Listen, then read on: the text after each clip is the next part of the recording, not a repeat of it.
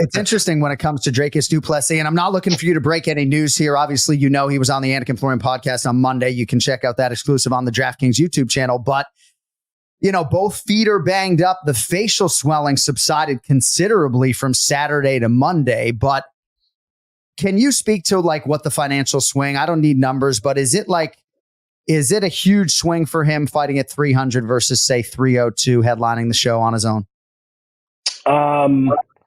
I mean, the contract's already done, right? Like, we'd have to go back to Hunter and Mick and say, hey, let's have a conversation about him if he's going to headline 300. But yeah, I mean, I talked to Hunter after the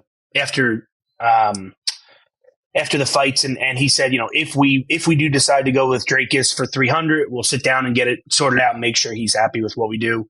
The UFC is great about it. Obviously, like, they have their guys that they have their slots that guys fall into for normal contracts. This isn't a normal contract situation. So, yeah. I mean, I would imagine that 300, and obviously as a champion now gets pay-per-view points. Right. Headlining, I think just the number 300 alone is going to add, 250, 300,000 pay-per-view buys.